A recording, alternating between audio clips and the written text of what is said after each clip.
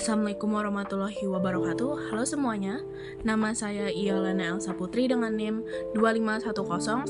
25101172200012 dan dosen pengampu untuk mata kuliah Belajar dan Pembelajaran adalah Dr. Irianti Rachmayani Jamain, SPSI MPD.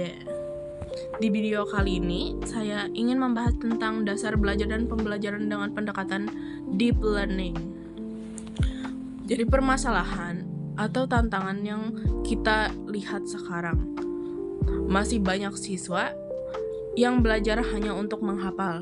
Misalkan hanya menghafal rumus atau kosakata tapi tidak benar-benar paham artinya atau cara penggunaannya.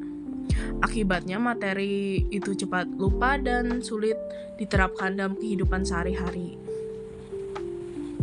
Selain itu, pembelajaran juga masih berpusat kepada guru, jadi siswa hanya mendengarkan tanpa banyak terlibat. Dalam pembelajaran bahasa Inggris, tantangannya juga cukup terasa. Banyak siswa yang merasa takut saat berbicara, masih kurang percaya diri dengan bahasa Inggris mereka, dan jarang berlatih.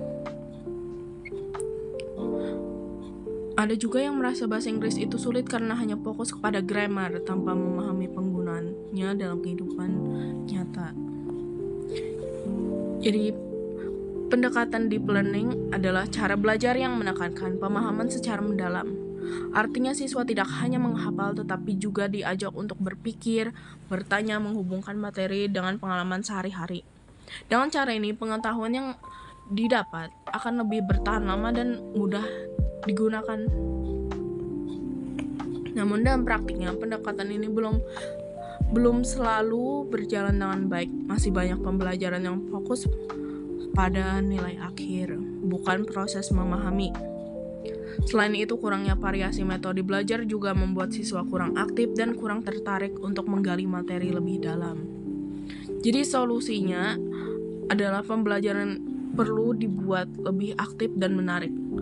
Guru bisa menggunakan metode seperti diskusi, kerja kelompok, tanya jawab.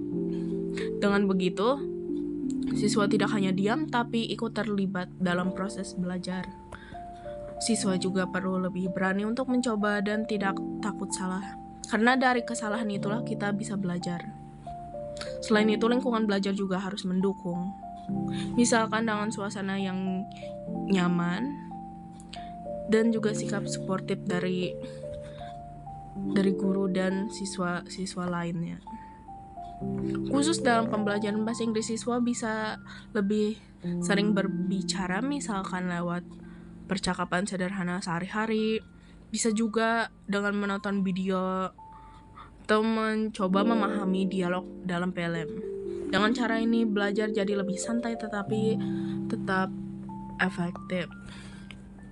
Sebagai penutup, saya bisa menyimpulkan bahwa belajar yang baik bukan hanya tentang menghafal tetapi tentang memahami. Dengan pendekatan deep learning, kita diajak untuk benar-benar mengerti apa yang kita pelajari dan bagaimana cara penggunaannya. Jadi mulai sekarang kita bisa mencoba mengubah cara kita belajar menjadi lebih aktif dan lebih mendalami materi tersebut. Jadi jangan takut untuk bertanya, mencoba, dan bahkan membuat kesalahan. Sekian dari saya. Terima kasih.